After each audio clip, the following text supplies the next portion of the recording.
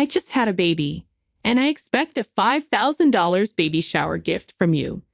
This outrageous message came from Jessica, the awful person who stole Michael from me. She lied about being pregnant to take him away, leading to our divorce. Even though I've tried to move on and have remarried, her presence still disrupts my peace. She hasn't changed and still causes trouble without caring. I can hardly believe she's my real sister. Now that John has seen the message, ignoring it isn't an option. Reluctantly, I agreed to attend the celebration because John suggested we go. He seems to have a plan, and he's a warm and kind person. John hates dishonesty. He's smart and skilled at turning work situations to his advantage. So I trust he has a strategy in mind. She can laugh about it now, but soon she'll have to face the consequences for all her wrongdoings. I've been working as an office assistant in a local company since I graduated from college. I've been dating someone since my college days. Back then, through our club activities, I met Michael Smith, a medical student at the same university. His dad is a renowned allergy specialist, and it seems Michael is aiming to become a doctor too. His father's clinic is super popular, with patients coming from all over the country for treatment. Being the only son of a solo practitioner and heir to a well-known clinic, my first impression was that he was a smart, well-off guy. But as I talked to him, I found he was quite unique, and we both liked the same film director's work. I wanted to get to know him better, so I made the first move. "Hey, have you seen the new movie by that director? If not, want to go see it together?" A woman who likes those films. That's a bit surprising. Absolutely. I don't have many fans in my circle. I'm so glad I can watch it with you. My efforts paid off, and he began to see me as someone special. Our relationship continued not just through college, but afterwards too, and Michael proposed to me. When I was 25, Michael said, "I'm still learning to be a doctor, but in the future, I want to take over my dad's clinic and be a great doctor. I want you, Naomi, to be there to see it all. Will you marry me?" "Of course, I'd be delighted. Let's have a happy life together," I replied. I was on top of the world. I got pregnant right after getting married.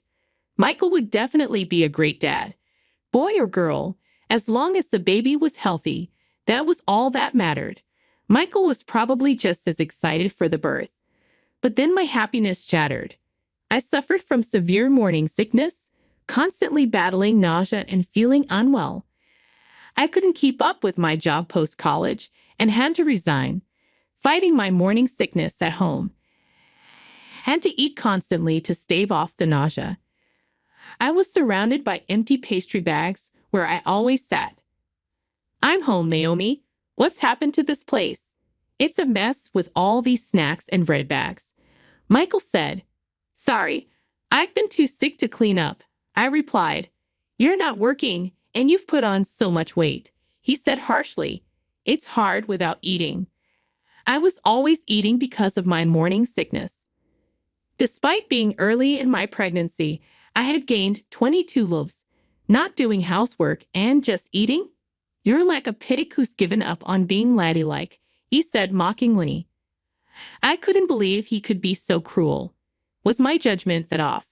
Maybe once the baby was born, Michael would return to his kind self.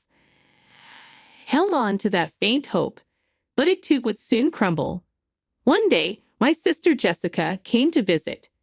"Oh, Naomi, you are here. What a mess, though." "Sorry for the mess," I said. "That's fine. I'm used to this place, like a second home," she replied. There she was, my sister Jessica, appearing before a worn-out me, struggling with morning sickness and feeling awful. Jessica occasionally visits our home, but at that moment, I was too unwell to properly entertain her. Hoping a little chat might distract me, I decided to start a conversation. "You know, it looks like the baby in my belly is a girl. I keep thinking about dressing up and going shopping together someday." "Wow, I didn't know you were thinking about things like that. Does Michael know it's going to be a girl?" "Yeah, I told Michael right away. It's a girl. And you know, I dream of wearing matching outfits with my child. Jessica, you've always been so stylish. I'm counting on your advice when the time comes, I said. Then Jessica turned around, smiling meaningfully. That's right. Michael is still a rookie doctor, but he'll eventually take over the family clinic. Poor Michael, having you as a clinic director's wife. Jessica said, Stop it, Jessica. That's too harsh. You really have a sharp tongue. I replied, Jessica is quite sarcastic and sometimes says things that hit hard. As her younger sister, I've gotten used to it over the years, but it can be quite tough when I'm feeling unwell. But Jessica quickly returned to her usual smile and waved her hand. Sorry, I just slipped into my usual mode. So Naomi, anything bothering you lately? Bothering me? Well, Michael's been coming home late lately. He's a doctor, so it's unavoidable. But he seems to be at the hospital all the time, even on weekends. We hardly have time to talk these days. I explained. I see. Well, it's no surprise considering someone like you claims to be a doctor's wife, Jessica said with an icy smile. I felt the chill at Jessica's words. What do you mean? What I came to talk to you about today, Jessica said, glancing toward the living room door. Then entering from the living room door was Michael. Michael, did you get off work early from the hospital today? I need to talk to you. Let's get a divorce, Michael said abruptly. What kind of joke is this? What do you mean? I couldn't understand what Michael was saying at all. I knew he wasn't the type to make such a terrible joke, especially since we had been together since college, and I was carrying his child. See, your beloved husband is saying this. You should listen to his request and let go quickly, Jessica interjected. Michael looked at me awkwardly. I can't see you as a woman anymore after you kept eating and gaining weight. But this is morning sickness. I feel sick if I don't eat, I protested. Jessica looked triumphantly at me. That's the way it is. And the baby in your belly, being a girl, she won't be the heir to the Smith Clinic. But in my belly, I carry Michael's child. A suitable heir, I retorted. I felt the sinking feeling as I watched Jessica lovingly stroke her belly. I'm 3 months pregnant, and it's a boy, according to the tests. You can't be serious, Michael. What are you doing while I'm going through all this pain? That's why all your excuses, quitting your job, and just eating all the time, are unacceptable. I'm tired of watching you lying around, constantly eating snacks. I take care of myself so I don't have morning sickness, even when pregnant. I won't lose my self-control and eat like a pig, unlike you, Jessica said, her words cutting deep. I was at a loss for words, seeing Jessica's smug face and Michael looking down at the floor, guilt-ridden. Jessica being pregnant with a boy. I didn't know, but as an heir, I want a son. I prefer a beautiful wife like Jessica over a woman who keeps gaining weight without restraint. Michael confessed. That's just wanting an heir, and a beautiful wife is your own selfish desire, isn't it? I challenge. I'll pay alimony, so let's part without any fuss, Michael said, apologizing. Seeing Michael apologize, I knew that things could never go back to how they were after that. Michael and I divorced, and I gave birth to our daughter as a single mother. His promise of alimony turned out to be just words with no actual payment. Post-delivery, I had to work to survive since I had no one to rely on. Not knowing what else to do, took a job at a nearby department store that's hiring. Life is unpredictable. My hard work and character caught the attention of someone. It was John Johnson, a well-regarded manager in the external sales department. Tough day. You're always working hard, John said. Thanks. I'm about to finish up soon. Are you done for the day, John? Yeah. Oh, there's this great Italian place nearby. I want you to try, Naomi. And this, it's a little gift for your daughter. Through light conversations every time we met, We were drawn to each other and began dating, which led to our remarriage. Naomi, I might be a guy 20 years older than you, but I sincerely want to make you and your daughter happy. Will you marry me? John asked. Are you sure about me? I'd be delighted, I replied. Life after remarriage was truly blissful. A gentle husband, my daughter, and I lived a peaceful life. However, I failed to notice the ominous footsteps creeping closer to our tranquil days. One day, John had work, but I was off. Just as I thought of having a leisurely tea, an email arrived. It was from Jessica, and the content was shocking. A baby is born. I'm expecting a $5,000 baby shower gift. A sigh escaped me. 5 years ago, Jessica had an affair with Michael and snatched him away. Now this, and $5,000 for a baby shower gift, seemed too much. I couldn't forget that day, nor could I even if I tried. The expressions on Jessica and Michael's faces back then, the way they sought happiness together, ignoring my suffering from morning sickness, was unforgivable. I was at a loss on how to respond to Jessica's email. Then John returned from work, noticing something was off, and asked with concern, What's wrong, Naomi? You look pale. Oh, John, it's a message from my sister. She had a baby. The sister who married your ex-husband, Michael. Yeah, I don't want to see her face or hear from her. Plus, she's asking for a $5,000 baby shower gift. I explained. As John listened and looked at my phone, he suddenly said, Wait, this Jessica Smith name. You know her. I didn't mention her when we got married because I didn't want to remember. Yeah, I've never been introduced to her by you, but I wonder, I replied. John pondered while looking at the email, seeming to recall something. We didn't properly greet her during our wedding, so let's visit her now. Also, I just remembered something I needed to do back at the department store. He then hurriedly prepared to leave. Going back to the department store now. Sorry, there's something I need to do. A few hours later, John returned with a thick file. Is it okay if we visit your sister, Jessica, 2 weeks from now on Sunday? We both have the day off, and I'd like her to meet my parents and cousins too. Your parents and cousins too. I questioned. Jessica loves being the center of attention, so she'll probably be fine, John replied. But why? I heard your ex-husband, Michael, is famous for allergy treatment. My family has a history of allergies. I thought we might get some good advice, John's father explained. I remember hearing from friends that Michael had taken over his father's allergy clinic. Michael's dad was an authority on allergy treatment, and Michael became an allergist too.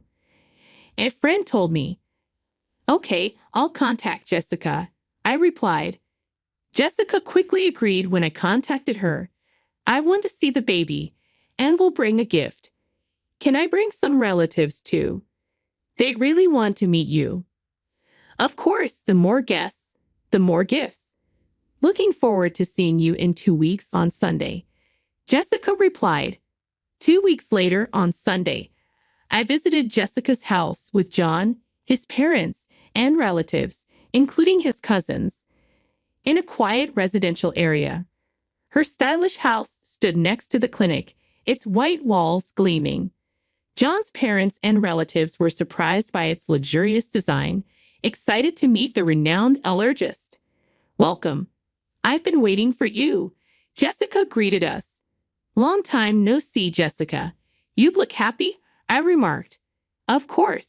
I was worried about my first childbirth, but it all worked out in the end. Jessica replied. I felt something off in Jessica's words. First childbirth. Didn't you say you were pregnant with a boy before? Oh, did I not tell you? I miscarried that time, so this is my first, Jessica explained. John, standing beside me, nodded meaningfully. Seeing John's face, Jessica started to tremble. Oh, hello. Nice to meet you, she greeted John's parents and relatives. Hello, you must be Naomi's sister. I heard a bit about the miscarriage. Yes, but I don't want to remember the miscarriage, I replied. Jessica turned her face away in a huff and started to walk off. Sorry about that. Oh, there's something I wanted to give you, Jessica, John said, holding out an envelope. What? Something for me? Jessica exclaimed, taking the envelope. It was pastel-colored with the word congratulations written on it, thick enough to be noticeable even from the side. Here you go. I wanted to give this to Jessica personally. Got it right, just what I've been waiting for, John said. I glanced at John and whispered to him, Hey, we aren't rich, and we don't have to give Jessica the $5,000 she asked for. But John, unfazed, cut me off. It's fine. Trust me, you'll understand if you watch. While we were talking about the envelope, Jessica had already started opening it. I need to check if it's exactly $5,000. With this thickness, it might even be $10,000. I overheard Jessica say. The cute envelope was torn open with a ripping sound, and Jessica's face clouded over the moment she opened it. What's this? John stepped forward with a salesperson's smile to explain. Mrs. Jessica Smith, this is a detailed statement of your purchases at the department store over the past 5 years. You said to put it on my tab, and this is the amount you've accumulated to date. What are you talking about? I don't know anything about this, Jessica exclaimed as she looked at the statement. The statement Jessica held listed names of luxury watches and brand bags. Seeing the 5-digit figure in the amount column, I was in disbelief. Indeed, Mr. Michael Smith himself and his parents are valued customers with an external sales card contract. However, with such a high amount, we needed to confirm just to be sure. My husband is the famous allergist Michael Smith. As the wife of the clinic's director, using 1 or 2 external sales cards is nothing, Jessica argued. Is that so? Also, there's something else I personally wanted to verify. John paused before continuing. About 5 years ago, we had complaints about a customer flaunting their external sales card and making extremely unpleasant remarks. Do you know anything about this? What's that? What does it matter? Jessica questioned. Since we had several complaints, I checked with the staff who were nearby at the time. The content of the conversation was so terrible that the staff remembered. John explained. It was clear. Glancing sideways, I saw Jessica's expression harden. The staff said the conversation was about stealing someone's husband, who happens to be her brother-in-law. Could it be? John asked. Yes, that's right. And she bragged about using a fake pregnancy to break them up.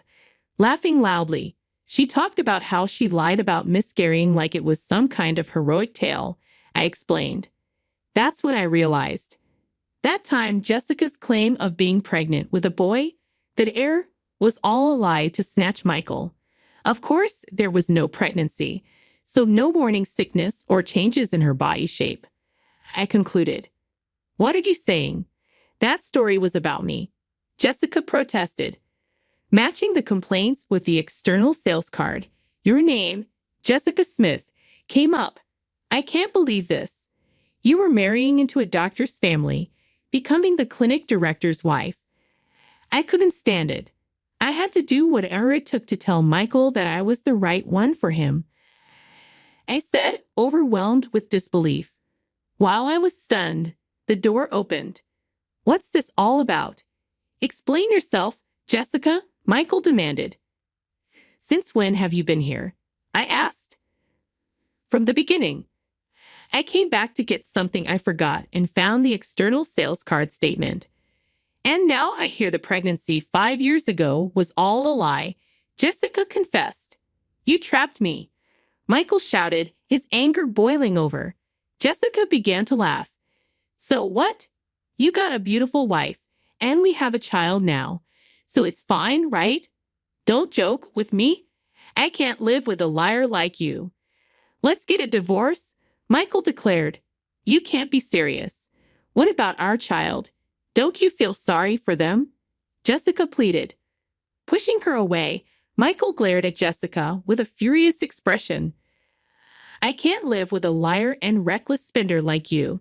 It's not good for the child either. We're getting a divorce, and I'm taking custody. Are you kidding me? Do you have any idea what I went through to give birth to this child? This child needs to become a doctor in the future to support us. You're just thinking about yourself. Jessica argued. There's no point in talking about this now. Let's handle the rest through a lawyer. Michael concluded. The relatives who came along, hoping to get some effective medicine from the famous allergist, were frozen in shock at this chaotic scene. I was so embarrassed to admit that she was my sister. Afterwards, Michael got a good lawyer specializing in divorce and successfully got divorced and won custody.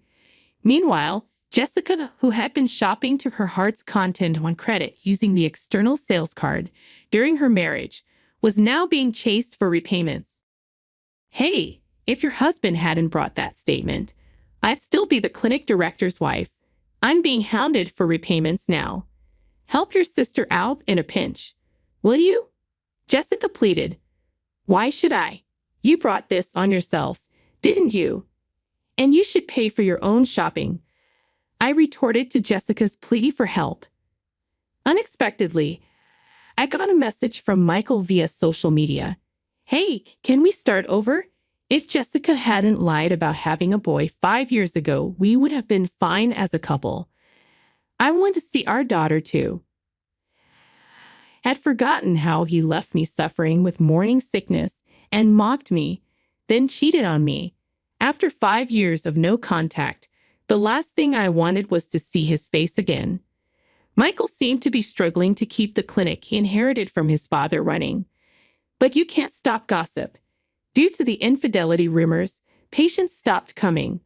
The Smith Clinic, which Michael inherited, had a 1-star rating and unbelievably bad reviews on a hospital review site. It seemed only a matter of time before he would have to close the clinic he was so fixated on inheriting.